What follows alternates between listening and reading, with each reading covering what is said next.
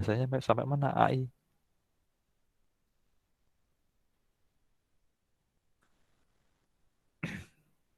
Ya sudah, ini saya akan aja.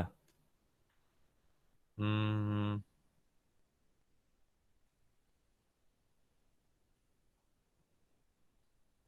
nah, outline-nya itu apa?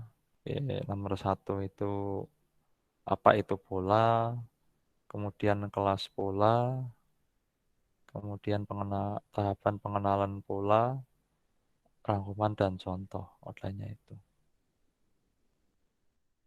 Nah, pola itu adalah objek, ya, proses atau kejadian yang dapat diberi nama. Pola adalah himpunan pengukuran yang menggambarkan sebuah objek.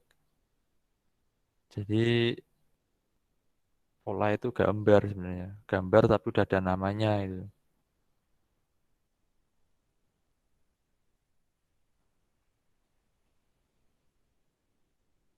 Kayak ini kan gambar mata ya, atau ini gambar orang laki-laki, ini gambar telapak tangan itu, ini gambar apa namanya getaran ya, seismograf, ini gambar tulisan, ini gambar sidik jari ya, ya yang namanya pola itu adalah gambar yang sudah ada namanya itu. Ya. Kalau kita tahu gambar tapi belum tahu namanya itu belum bisa disebut pola, itu ya gambar gitu atau citra ya, bukan pola. Makanya di pertemuan terakhir itu kita akan membahas pattern atau pola.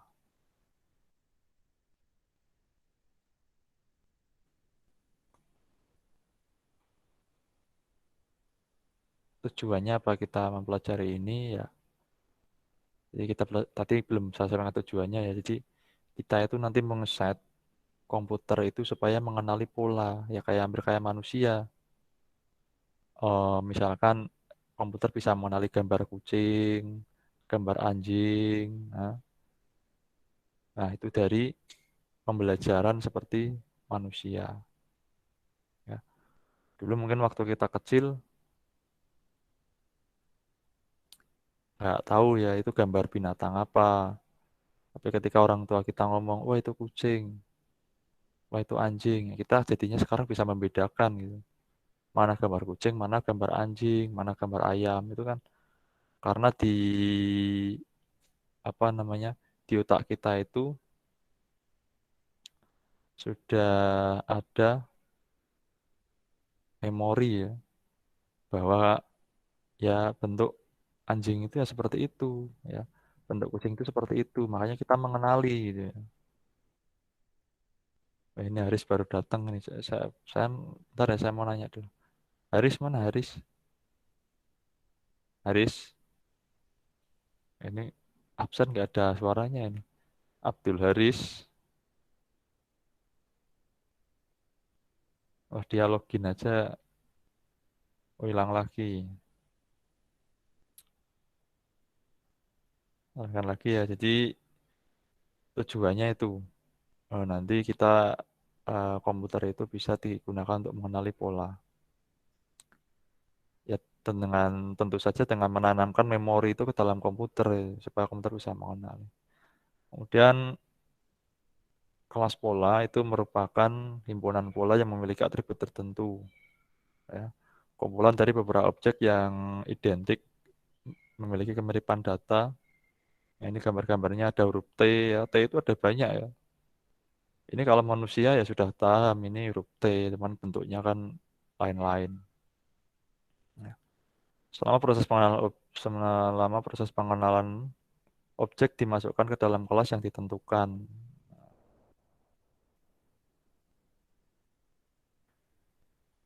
Ya, pengenalan pola itu apa? Proses untuk menemukan hubungan suatu pola terhadap pola-pola sebelumnya. Ya. Menemukan hubungan suatu pola terhadap pola-pola sebelumnya. Jadi bisanya kita tahu itu gambar anjing atau kucing kan kata itu sudah melihat ya, bisa melihat eh, pola-pola sebelumnya ya. Nah, terkadang kita itu juga masih bingung ya, manusia saja kadang masih bingung membedakan mana serigala, mana anjing gitu. Karena ada spesies dari suatu anjing sendiri yang memang kayak herder gitu ya, itu mirip serigala gitu. Nah itu kan ternyata manusia sendiri pun kadang masih salah gitu loh, membedakan pola itu sendiri ya. Makanya kan harus dilatih gitu loh. Ya. Kalau kalian lihat serigala dengan anjing herder itu hampir sama bentuknya. Ya nanti ketik aja di Google ya, herder terus baru itu serigala. Nah, makanya dibutuhkan yang namanya belajar ya. Belajar membedakan pola yang dianggap penting terhadap latar belakangnya. Belajar ini kalau dalam komputasi, dalam AI itu sebutannya adalah training ya. Train ya. Mencoba, try ya. Kemudian berikutnya itu menggunakan teori algoritma sistem untuk meletakkan mengelompokkan pola-pola ke dalam kategori. Nah, algoritma ini kalian sudah mempelajari juga di mata kuliah AI ya. Jadi di sini saya nggak akan menjelaskan ya. Terus beberapa mungkin ada di metode numerik dulu atau kalkulus ya. Jadi eh, ada tetap kita memakai model matematisnya ya.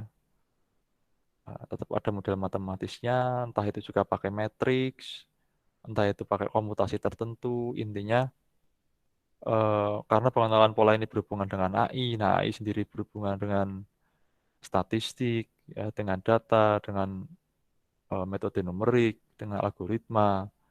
Di sini algoritma itu algoritma matematis ya. Jadi ya mau nggak mau ya kita harus belajar itu gitu loh. Ya, meskipun ada beberapa algoritma yang sekarang tinggal pakai saja, sudah ada frameworknya, namun eh, algoritma-algoritma tersebut yang sudah ada, misalkan neural network, KNN atau decision tree, itu tetap butuh yang namanya improve atau perbaikan.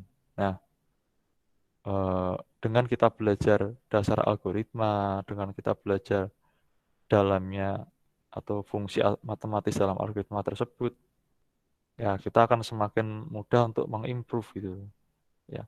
Meskipun sih kalau kita pakai Python ya atau pakai MATLAB itu ya tinggal pakai saja frameworknya. Cuman kan di situ kan kita hanya bisa main-main data saja, main-main gambar saja, main-main pola. Kita nggak bisa mengimprove algoritmanya itu sendiri gitu. Padahal mungkin saja dari algoritma itu kita masih bisa memperbaiki.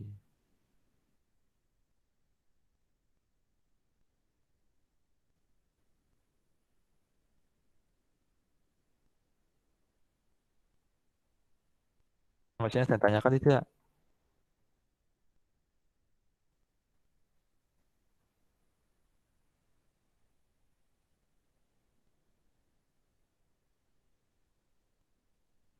Ya kalau kita saya lanjutkan lagi. Jadi kalau manusia mah secara otomatis ya, ya walaupun tetap dilatih. Ya kita nggak pernah, mungkin nggak pernah merasakan ya waktu dulu kecil, bayi itu kan belum bisa memahami apa-apa ya. Nah, disitulah kita belajar seperti komputer. Gitu. Ya.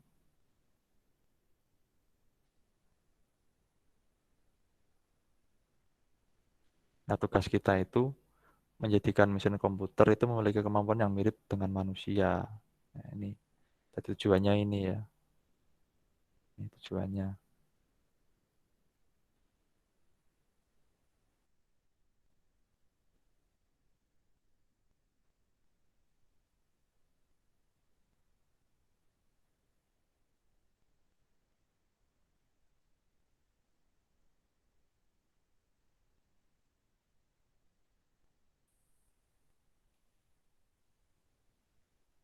Ya, nanti ini dibaca sendiri ya.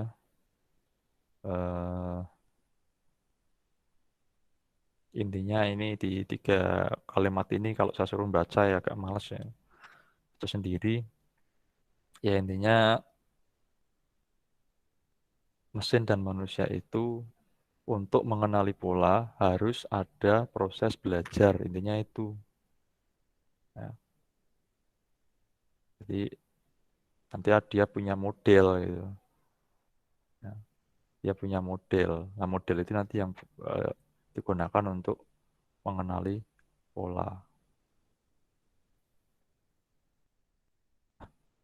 Contoh aplikasinya digunakan untuk apa aja?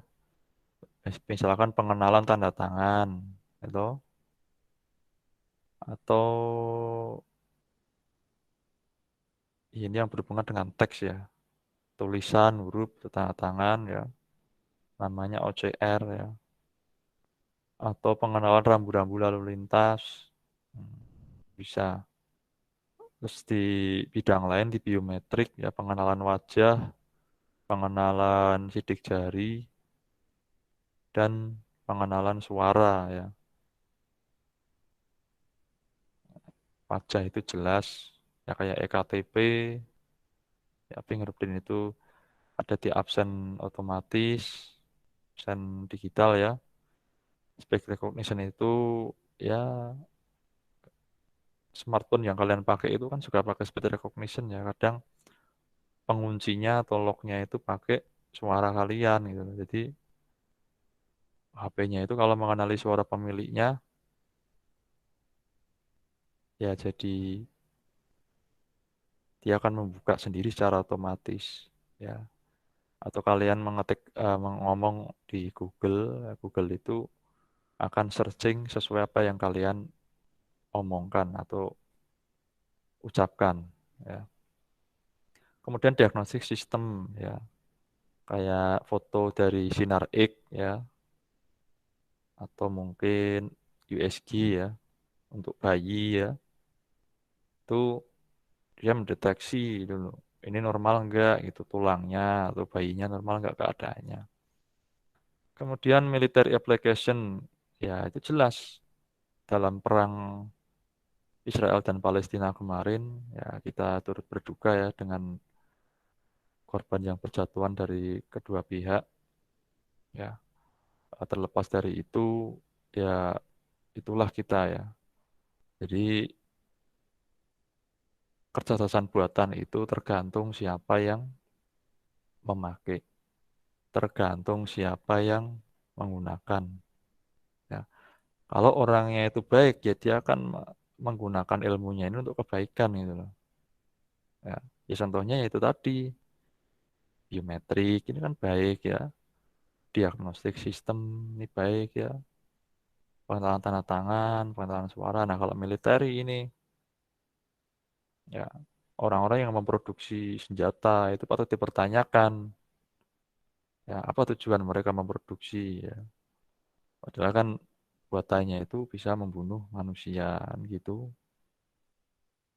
Nah, kalau kita bicara Iron Dome itu, Iron Dome-nya Israel itu kan dia pakai AI, dia mengenali pola, jadi pola serangan roket dari Hamas itu bagaimana gitu. Ya, dia bisa mengenali supaya apa ya dalam menangkis pelurunya itu seefisien mungkin gitu ya. Yang kira-kira peluru palsu ya tidak ditangkis gitu ya, didiamkan saja. Tapi kalau peluru asli, nah, dia bisa mendeteksi ini roketnya, mas ini yang roket palsu, yang nggak meledak, yang mana, yang membahayakan area pemukiman penduduk, yang enggak, yang mana. Jadi itu di situ sudah ada pengenalan pola ya. Makanya roketnya ngerti gitu loh. Si apa tentaranya yang memakai ya tinggal pencet tombol satu tombol aja secara komputasi ya automated target recognition ini sudah langsung bisa deteksi gitu loh. Nah, ya saya harap kalian besok janganlah yang inilah ya. Kita itu membuat penemuan, membuat sesuatu teknologi itu yang kira-kira berguna bagi umat manusia. Jangan malah menyebabkan saling berperang gitu loh. Ya, kalau bagi saya Israel sama Palestina perang itu yang untung yang perusahaan senjata kan gitu. Yang bisnis kan jualan senjata ya enggak? Ya, iya, yang ketawa-tawa itu yang jual senjata. Nah, tapi kan yang jadi korban orang banyak. Ya, itu tanpa kita sadari ya. Itu kalau saya lihat secara global, kalau lihat secara agama atau mungkin yang lain ya, memang itu perang itu dari dulu ya.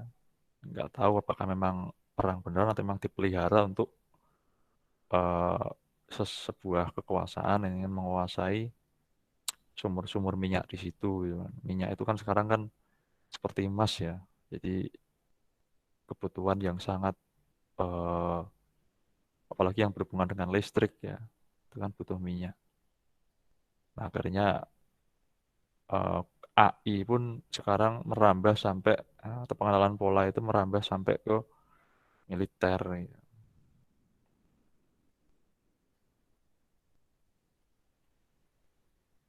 Oke ya, ini ada beberapa bidang ya, bidangnya itu kayak bioinformatik, data mining, document classification, dokumen image analysis, industrial automation, ya, multimedia, database retrieval, ya, aplikasinya apa aja, ya, ini bisa dibaca ya. Kemudian yang diinputkan apa untuk belajar, misalkan bioinformatik kita mempelajari eh, sel-sel yang pertumbuhan sel-sel ya. Itu kita datanya apa? Datanya ya gambar DNA ini, ya, DNA dari sebuah manusia. Kemudian nanti dia bisa menentukan ya, ya makanya eh, kenapa sih ada berita orang itu tes DNA dulu ya, nah, menentukan ini itu keturunan siapa ini kan gitu. Nah itu kalau nggak memakai AI ya sulit.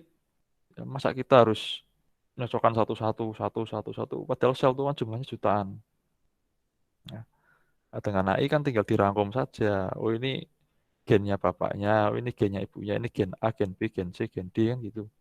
Nanti si orang ini misalkan namanya Z, ya, dicocokkan aja diambil DNA-nya, cocokkan DNA mana yang sama kan gitu. Ada gen mana yang sama. Ketika mengenali yang sama itu berarti ya oh, ini keturunannya si B misalkan kan gitu. Ya. Makanya kadang tes DNA itu ya mahal ya. Karena tidak hanya melibatkan dunia kedokteran saja, dunia biologi, dunia anatomi, tapi juga melibatkan dunia TI atau teknologi informasi atau komputasi atau artificial intelligence. Jadi makanya mahal biayanya biasanya kan gitu. Oke. Kemudian, nah ini ada spek recognition tadi saya jelaskan. Biometric recognition ini yang sekarang sering dipakai ya. Hmm, yang kemarin bocor itu ya. Kalau lihat berita, data 297 juta rakyat Indonesia bocor ya. Nggak tahu yang bocor itu. Berarti masih ada peluang kita memperbaiki keamanan data di negeri ini kan gitu. Ya. Jadi kita itu jangan hanya menyalahkan saja, jangan hanya membuli saja, tapi harus dipikirkan kok data bisa bocor. Padahal itu data-data penting ya kan. Entah itu data sidik jari, data tanggal lahir. Nah, itu kan nggak tahu itu kenapa diperjualbelikan itu kepentingannya apa. Yang jelas mesti punya kepentingan lah.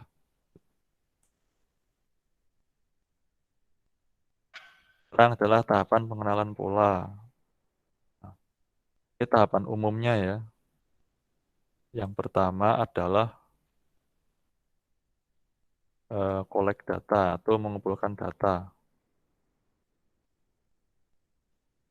Hmm. Apa sensor yang harus kita gunakan? Bagaimana mengumpulkan data? Ya bisa aja kalau data wajah ya foto kalian gitu.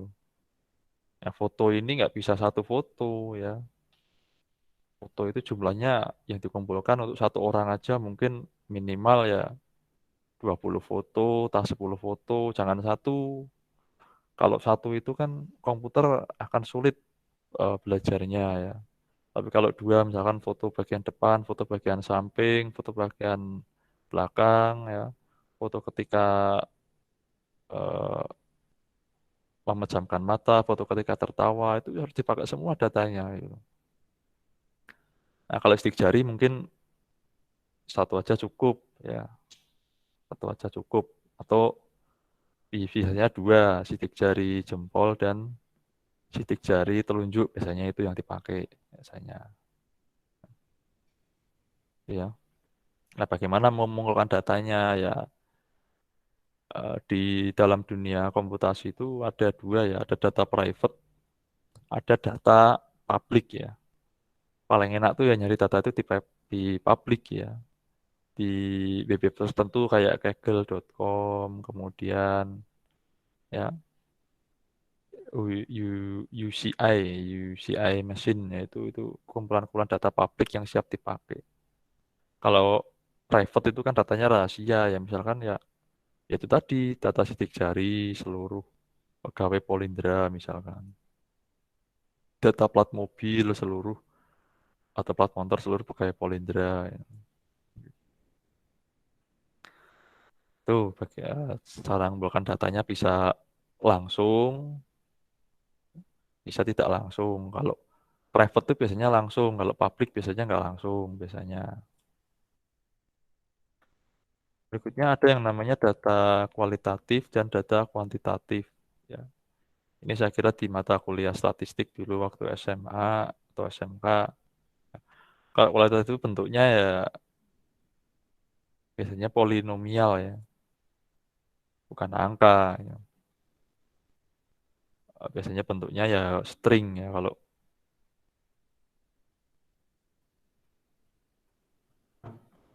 ya, ada jenis kelamin, merek mobil, nama tempat, kemudian ada ordinal itu berarti berurutan ya, sangat setuju, setuju, kurang setuju, dan tidak setuju misalnya.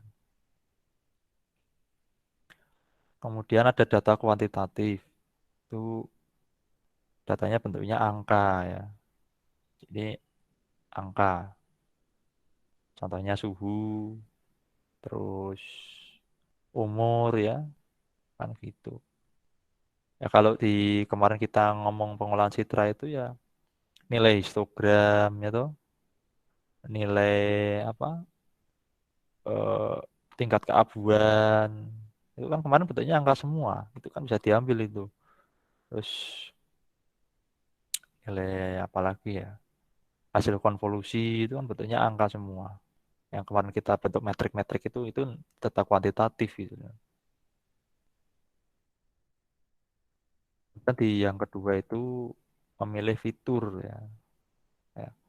Fitur itu fungsinya untuk mentransformasi data supaya nanti ketika melakukan pemodelan yang ketiga itu ya, data ini sudah benar-benar bukan data yang istilahnya banyak noise atau banyak redundansi, tapi benar-benar diambil yang penting saja ya.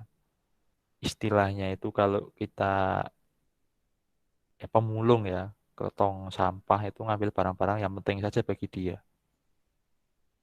Tah botol ya, tah apa, kaleng, yang plastik-plastik mungkin disingkirkan. Jadi botolnya dibersihkan dulu, ya dari kotoran baru dimasukkan ke dalam karung. Kalengnya dibersihkan dulu, ya dibersihkan dulu lah. Supaya apa? Ketika nanti kita melakukan pemodelan, ini nggak terlalu berat gitu loh, ya. Komputasinya tidak terlalu berat, ya. Karena apa? Kalau komputasi terlalu berat nanti berefek ke hardware ya. Ya kalau hardware-nya pas keadaannya normal dan kuat gitu. Kalau hardware-nya lemah, kondisi nggak normal, bisa malah menyebabkan overhaul ya kalau bahasa mesin, atau hang. Ya stack ya berhenti tiba-tiba, malah kita sedang melakukan komputasi malah nggak jadi karena eh, spesifikasinya sudah terlalu berat ya. Cuman sekarang memang sudah bisa diantisipasi dengan cloud computing ya. Kalau ada istilah cloud computing itu kita melakukan komputasi itu eh, di yang menyediakan itu kayak Google Colab contohnya. Nah, itu memang itu lebih lebih efisien ya. Jadi kalau laptop kita berat, kita jangan melakukan komputasi di laptop kita itu. Kita pakai cloud computing, pakai Google Colab dan sebagainya. ya supaya eh, hemat hemat daya lah ya, hemat daya, hemat hardware ya supaya nggak terlalu panas. Ya ada beberapa jenis transformasi ya. Ada kalau kita mengenal yang paling dasar itu G-square ya, itu yang paling dasar. Kemudian PCI ini sudah agak rumit, LDI nanti bisa dibaca ya, fitur-fitur apa namanya, eh ekstraksi, namanya ekstraksi fitur, itunya apa namanya istilahnya ya. Jadi saya ulang lagi, tadi yang dikolek data itu adalah gambar ya, gambarnya apa, tapi yang masuk ke dalam ekstraksi fitur itu bukan gambar, tapi nilai dari gambar tersebut, paham ya? Nilainya. Ya, kayak kemarin kan kita kan mencari histogram tuh. Nah, histogram tuh kan punya nilai. Nah, nanti tinggal yang mau diekstraksi itu histogramnya atau tingkat keabuannya atau hasil konvolusinya. Ya, nanti tergantung kita atau deteksi tepi ya, misalkan gitu. Tergantung gambar apa yang akan kita kenali polanya. Ya, misalkan gini, kalau pengenalan pola batik, itu bagusnya yang diambil adalah nilai deteksi tepinya. Ya, karena apa? Ya, batik itu kan coraknya kan masing-masing ya.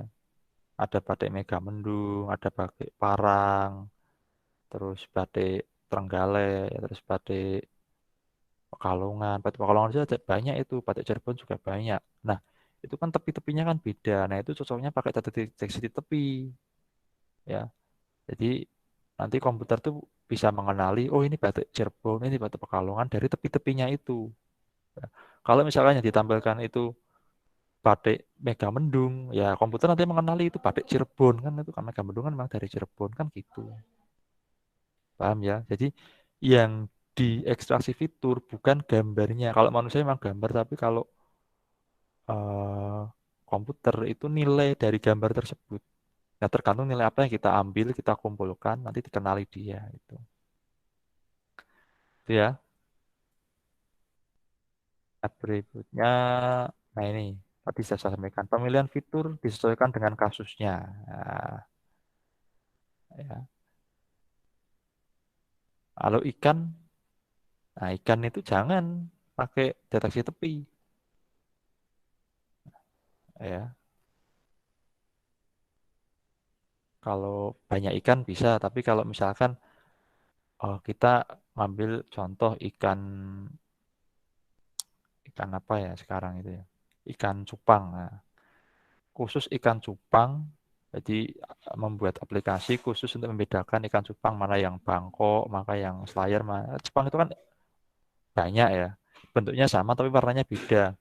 Nah, nanti yang diambil bukan deteksi tepinya, karena deteksi tepinya nggak mungkin, mesti tepinya tepinya cupang itu, tepinya ikan cupang itu mesti sama. Nah, yang diambil adalah warnanya itu, warnanya. Nah, dari warna itu berarti yang diambil adalah nilai RGB. Nah, beda lagi ya. Tadi untuk batik itu yang diambil itu nilai deteksi tepinya, sekarang adalah nilai RGB-nya. Ya, kan gitu. Nah, itu disesuaikan dengan kasusnya. Ya, jadi kalau kita mau deteksi ikan cupang, bedakan bangkok dengan yang nggak bangkok, pakainya deteksi tepi, ya nggak bisa. Ya,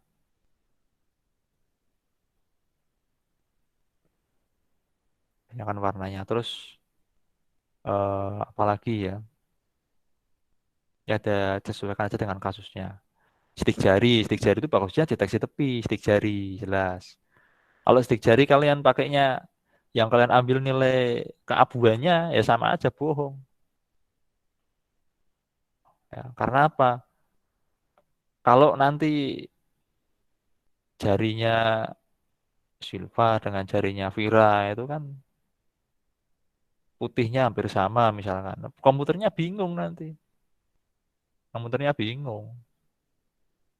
Nanti bisa aja seharusnya sidik jarinya Zulfa, tapi dideteksi sidik jarinya Vira. Bisa aja. Karena yang diambil nilai keabuannya. Padahal kedua orang ini eh, jarinya putihnya hampir sama, misalkan gitu.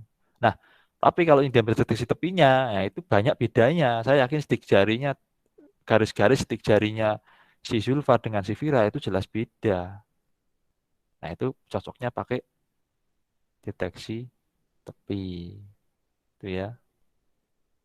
Nah, gitu. Berikutnya, intinya disesuaikan aja kasusnya apa. Kalian kan bisa sudah bisa membayangkan lah. Nah, ini contoh data ya. Ini fitur satu, fitur dua ini bisa bernilai sebaiknya nilainya itu nilai kuantitatif ya. Karena komputer itu lebih lincah disuruh melakukan komputasi kuantitatif daripada kualitatif. Ya. Nah, kelasnya ini apa? Misalkan fitur satu, fitur dua, fitur tiga, fitur empat nilainya bla bla bla bla, kelasnya kucing. Fitur tiga, fitur N bla bla bla bla, kelasnya kucing. Nomor tiga ini kelasnya anjing. Ini kelasnya bukan kucing, bukan anjing, misalkan apa. Nah, itu datanya nanti dikumpulkan. Nah, kemudian yang ketiga adalah memilih model. Jadi setelah data tadi dibersihkan, benar-benar bersih, kita milih model. Algoritma apa yang terbaik yang digunakan. Ini juga disesuaikan kasusnya, gitu ya. Nah, biasanya kalau untuk kasusnya, ini berhubungan dengan AI ya. Kalau kasusnya itu pengenalan pola, biasanya yang sering digunakan adalah neural network.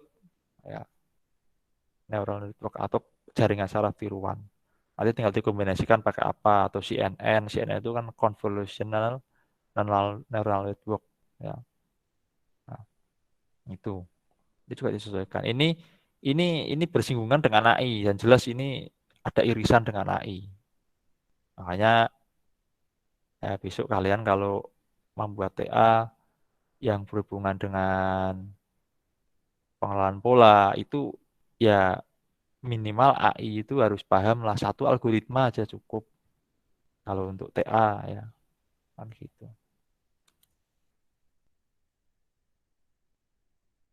Nah ini neural network ya. Hmm.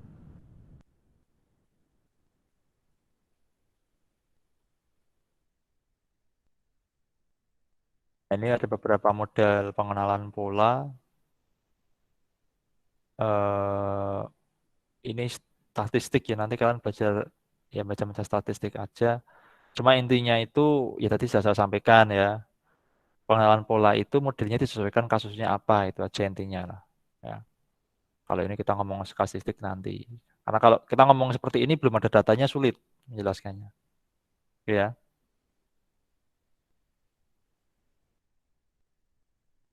Nah ini contoh dia bisa mengenali pola tanggal, pola string dan sebagainya. Nah ini kan, nah ini kita tadi ah ini ngambil pola secara konvolusi ini sekolah. Nah nilainya kan beda-beda ini. Tuh. A dan ini dengan A ini beda. Ya, B juga beda. Nilainya kan beda di sini nanti. Nah itulah yang nanti akan dijadikan data.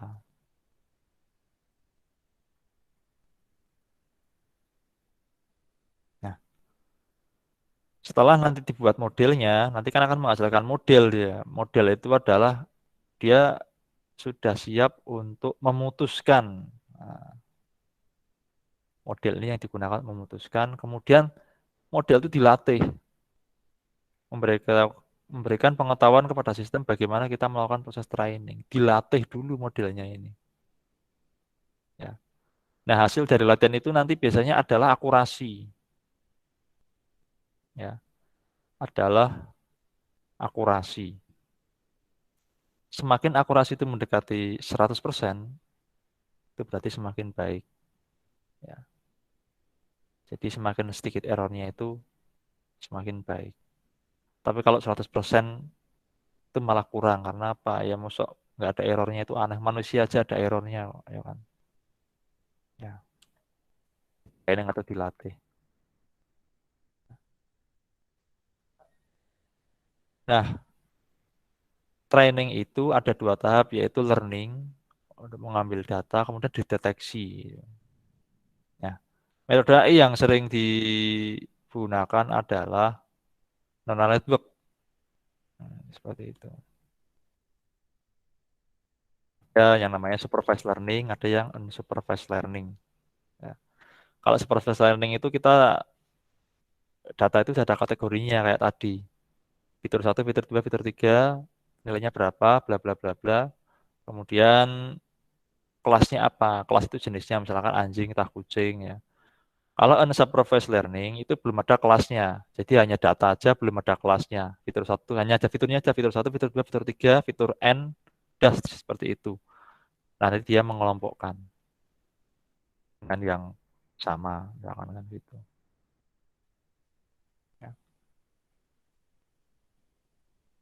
Nah ini kalau klasifikasi nih, dia sudah ada kelasnya, kategori A ya isinya A semua, kategori B ya isinya B semua. Kalau unsupervised atau clustering itu belum ada yang menentukan, cuma ada kategori pertama, kategori kedua. Oh, kategori pertama bentuk angkanya seperti ini. Oh, kategori kedua. Jadi ini mengelompokkan yang mirip, hanya mengelompokkan yang mirip aja, belum ada kelasnya. Kalau ini kan sudah ada kelasnya. Kelas A ini kelas B, B semua, ini A semua. Kalau ini hanya kemiripan saja.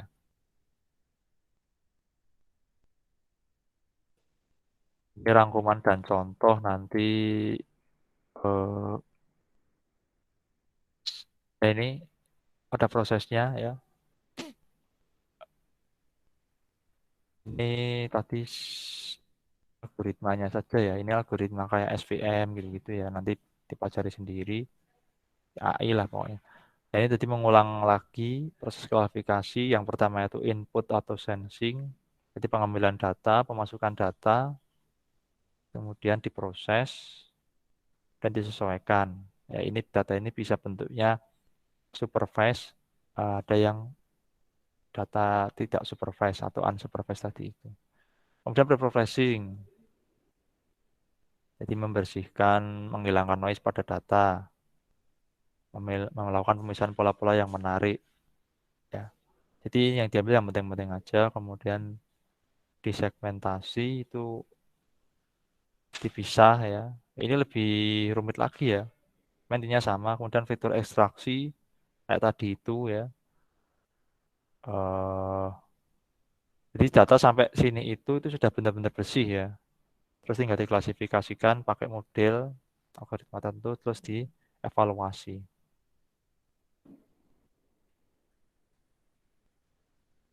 Nah, ini kan hmm, sistem adalah keseluruhan bagian dari pengenalan pola mulai dari input, proses, dan output. Tuh. Nah,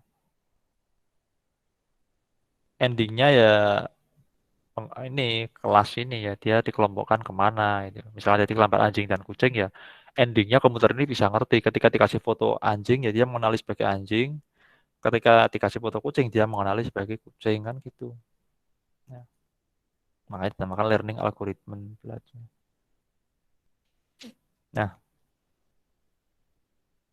klasifik di sini ada contoh yang ya lumayan gampang ya klasifikasi ikan salmon dan sea bass ya.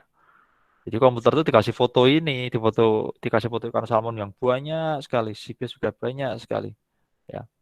Nanti permasalahannya apa? Bagaimana memisahkan ikan yang masuk secara otomatis pada permukaan yang berjalan ya, atau mesin sesuai dengan spesiesnya. Asumsikan bahwa kita hanya memiliki dua jenis ikan, sea bass dan salmon. Ya, ending dari pembelajaran ini ya atau pengenalan pola ini nanti ini diterapkan di sebuah mesin di mana mesin itu nanti dia bisa mengelompokkan. Kan kalau kita apa kapal besar di laut itu kan ikannya itu yang dijaring itu kan nggak cuma satu dua tiga kayak orang mancing ya seperti orang mancing kan tidak ratusan bahkan ribuan ikan. Nah itu kan dimasukkan di kotak ya kan dikelompokkan ini salmon ini ikan sibis ini ikan apalah kalau laut itu yang terkenal apa ya? ikan pari ya, kayak gitu-gitu. Nah, itu kalau pakai manusia ya lama ya. Dilihat dulu, nanti taruh sini, dilihat dulu, taruh sini, dilihat dulu, taruh. Oh ini ikan salmon, taruh sebelah kotak sebelah kanan. Oh ikan sibes, ini taruh sebelah kiri. Itu akan membutuhkan waktu yang lama dan capek, masih saya yakin itu. Ya. Tapi kalau dengan menerapkan pengelolaan pola, menerapkan AI ya, ya yang ikan yang dijaring tadi itu tinggal dimasukkan kotak besar aja, blung ya. Terus kotaknya itu nanti bisa misah sendiri. Oh ini salmon masuk sini, ini sipis masuk sini. Karena dia sudah belajar gitu loh. Bisa dia belajar membedakan mana ikan salmon, mana ikan sipis. Nah, jadinya dia otomatis. Nah, otomatis. Jadi nggak perlu manusia lagi gitu. Nah, paham ya sampai sini ya. Jadi itu fungsinya itu. Jadi itu salah satunya fungsi dari pengenalan pola. Nah, apa yang bisa menyebabkan masalah selama proses sensing itu ya pencahayaan, ya toh. Posisi ikan di permukaan yang berjalan, noise dari kamera dan hal lainnya. Nah, kalau kita lihat permasalahan di sini, nggak mungkin ya untuk proses belajar itu kita butuh hanya foto satu ikan salmon ya nggak bisa. Harusnya banyak ikan salmon. Karena kan ketika difoto itu cahayanya beda-beda ikan salmon. Ada yang ketika difoto itu cahayanya terang, ada yang gelap. Kemudian posisi ikan tuh kadang ada yang lurus, ada yang miring 90 derajat, ada yang miring 45 derajat. Nah, itu kan difoto semua. Kemudian apa saja langkah-langkah dalam proses? Itu bisa mengambil gambar, memisahkan setiap gambar ikan, melakukan pengukuran dan membuat keputusan. Biasanya hasilnya itu adalah eh, persentase biasanya. Persentase ya. Misalkan kok anjing sama kucing, persentase anjing ini 90% nih, persentase kucing 10%. Oh, berarti ini gambar ini gambar anjing gitu. Komputernya menentukan tuh pakai persentase seperti itu kan gitu. Nah, ini kan saya lihat fotonya ya, foto gambar apa ini? Diproses gambarnya, kemudian di vector extraction, terus diklasifikasikan ini salmon atau seabass ya. Ya. Ini foto ketika ya programnya udah jadi ya, bukan ini belum jadi itu bukan. Jadi ketika programnya sudah jadi, tinggal dia dikasih foto, dia akan mendeteksi ikan salmon atau ikan seabass, ditaruh kotak yang mana, kotak sebelah kiri atau kotak sebelah kanan ini diklasifikasikan seperti itu.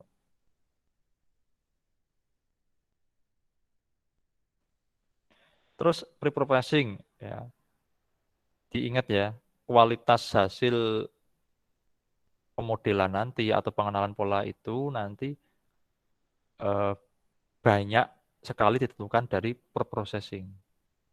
Semakin kualitas gambar yang kita berikan itu semakin baik, semakin banyak yang baik daripada yang enggak, ya akurasinya untuk mengenali itu semakin besar, ya kan gitu. Kalau semakin buruk, semakin nggak kelihatan, dan semakin sulit nanti dia komputernya. Terus yang berikutnya silahkan dibaca sendiri. Ini intinya ya tetap saja tetap ada errornya, ya kan. Meskipun rata-rata CPS lebih banyak dari salmon, namun ada banyak contoh di mana ikan yang dilakukan pengamatan menggunakan PTT malah tidak berhasil baik.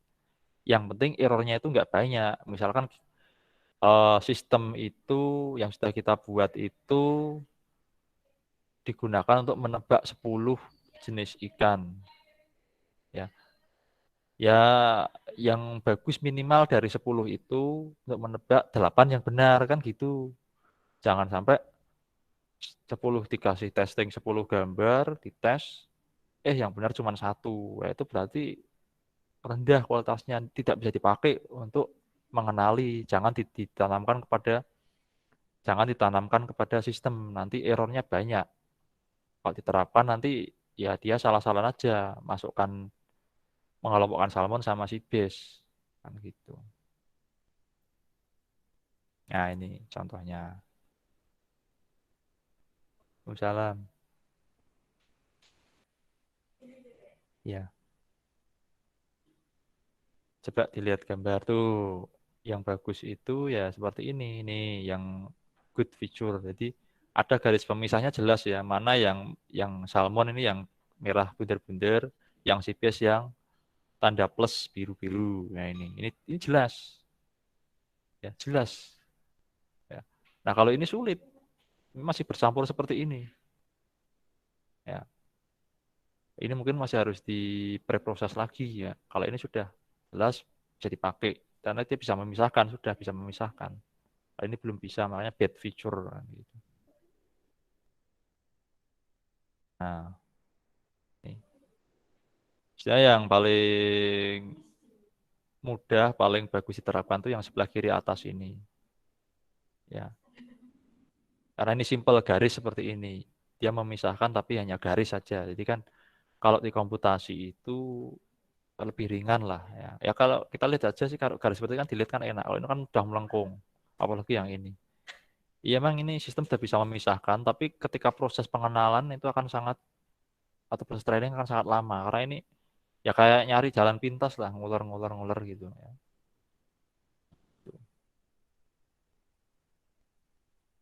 Kemudian mana Mas? Terakhir dapat kayaknya. Iya. Kemudian apakah ada kemungkinan bahwa pelanggan pembeli menemukan ikan sibis di dalam kumaran ikan salmon? Ya bisa saja. Cuman kan jangan selalu atau sering ya. Jarang ya sebenarnya. Jadi bagaimanapun pengetahuan yang dimiliki pelanggan akan mempengaruhi keputusan untuk membeli ikan kaleng.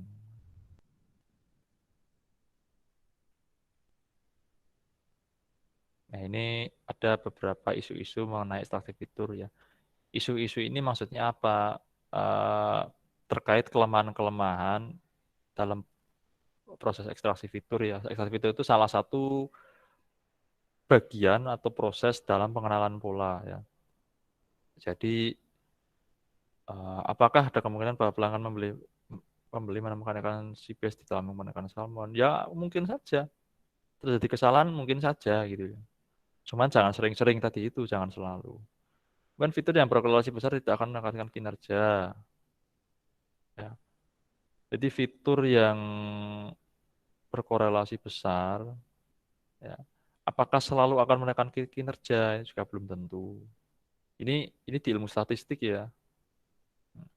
Kemudian kemungkinan apakah akan ada kesulitan untuk mengekstraksi fitur tertentu? Ya mungkin aja, misalkan fotonya terlalu gelap, gambarnya ikan salmon itu atau ikan salmonnya terlalu hitam, ya. Jadi komputernya sulit mendeteksi ini kan salmon apa kan si base kan gitu. Dibutuhkan komputasi yang cukup mahal untuk mengekstraksi banyak fitur. Nah, makanya sekarang pakainya cloud computing ya. Nah, atau kalau nggak pakai algoritma yang ringan, sesuaikan dengan kantong kita atau komputer kita. Adanya fitur yang hilang ya, misalkan siripnya ada yang cacat, ya, atau apanya lah. Kan ikan itu kan kadang ada yang seperti itu, ya karena udah banyak gesek-gesek di gesekan-gesekan di kotak atau di kapal kan jadi ada yang hilang. Domain pengetahuan yang digunakan, ya ini tadi itu seperti tadi apa ya? Di informatik itu tadi ya kan. Nah, itu kan keilmuannya kan nggak mungkin kedokteran saja, tapi ada ya ini kan kalau kita mau penelitian tentang ini ya kita harus berhubungan dengan perikanan kan, ilmu perikanan. Nah, tidak hanya kita cukup berbekal ilmu TI saja, informatika saja atau AI saja nggak bisa karena ini berkaitan dengan ikan kan gitu. Nah, kita harus tanya orang yang memiliki pengetahuan tentang perikanan. Sudah, bahkan sampai sini kalau saya ditanyakan, ya kalau tidak ada, ini saya punya beberapa contoh yang ya agak itu ya, agak kompleks ya.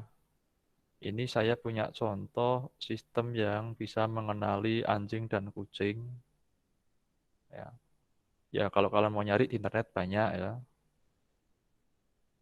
Ini sementara saya tutup dulu.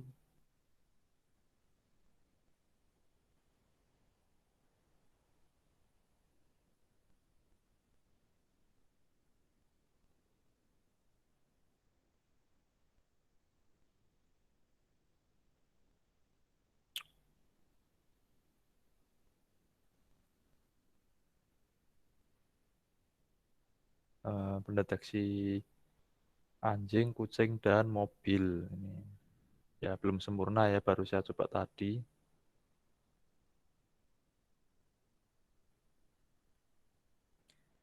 Nah, di sini saya punya data.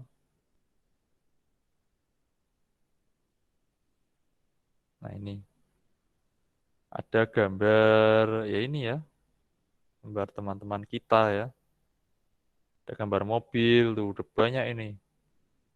Ada sekitar ini mungkin 3 ribuan kayaknya tadi saya lihat tuh. Ini disediakan gambar mobil, kemudian beberapa gambar kucing, ya ini kucing banyak ini. Nggak cuma satu datanya itu untuk belajar. Ini gambar anjing ya.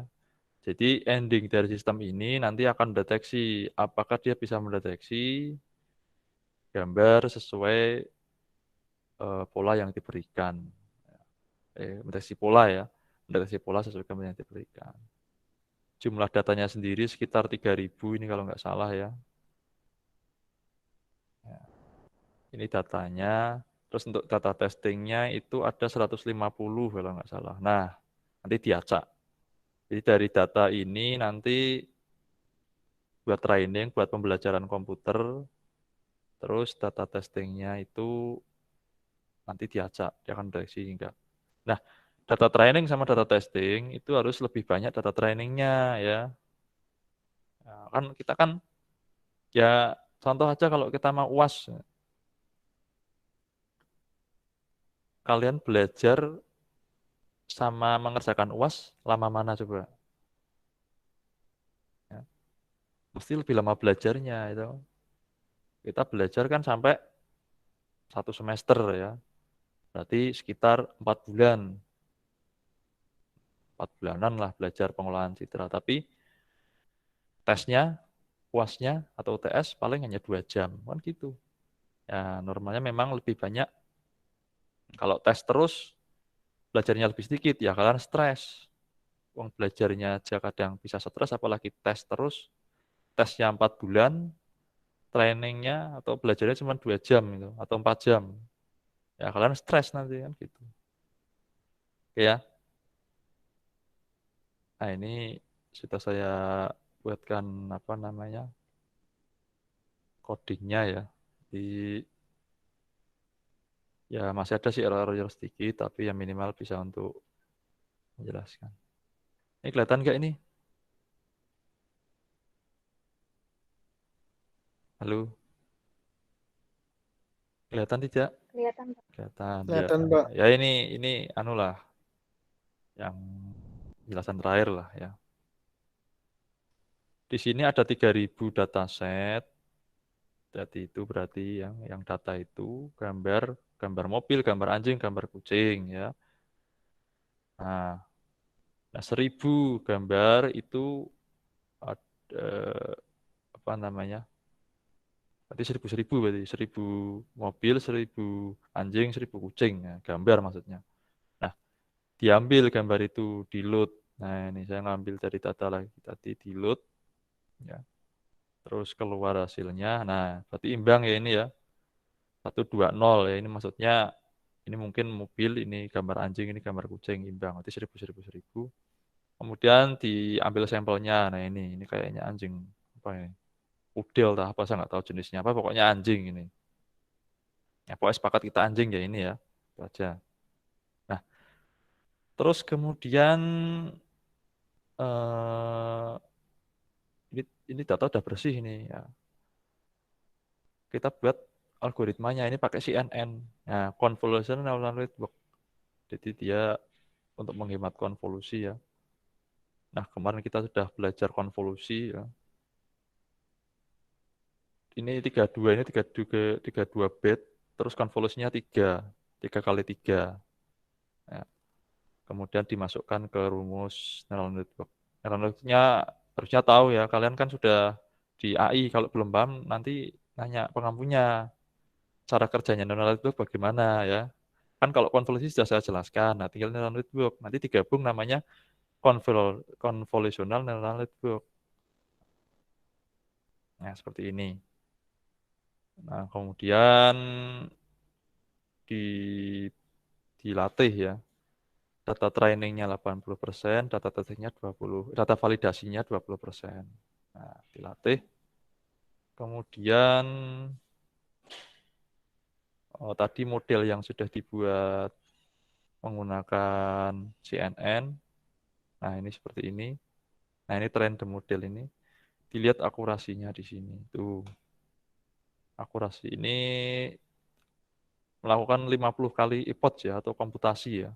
Jadi belajarnya itu selama 50 kali ini, 50 kali ini nih. Nah, ini. Ini diulang-ulang sampai 50 kali ini. Nah, kalau pengen tahu lamanya berapa mengulang 50 kali itu, ya tergantung dari spesifikasi komputer yang kita gunakan atau cloud computing yang kita gunakan. Nah, ya ini akurasinya terakhir itu 76,88 untuk trainingnya. Untuk validasinya 0,822. Ya harusnya sih tidak terlalu jauh lah ya. Jangan sampai satunya 90, satunya 40 misalkan. Nah, kemudian setelah buat modelnya, jadinya modelnya seperti ini, ya. Terus dimasukkan untuk mendeteksi itu,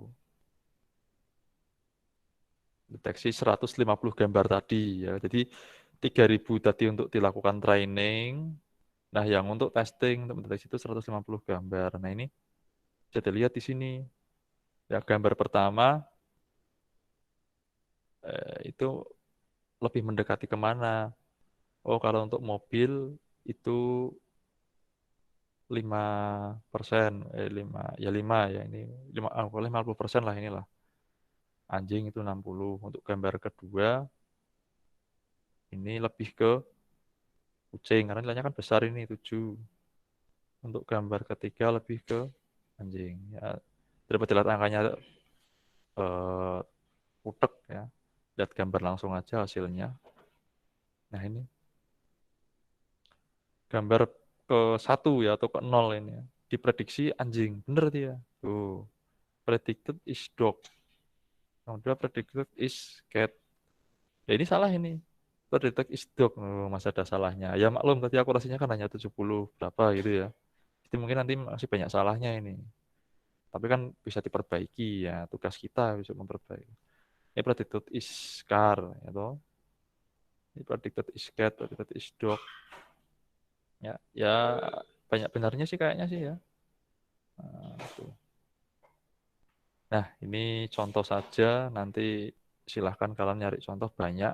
Kalian ketik aja image classification menggunakan Jupyter, itu banyak contohnya. Ya, ini saya ngambil yang ringan-ringan aja sih. Kalau yang berat ya kayak sidik jari, kayak mendeteksi huruf, angka itu berat. Sampai sini tanyakan tidak?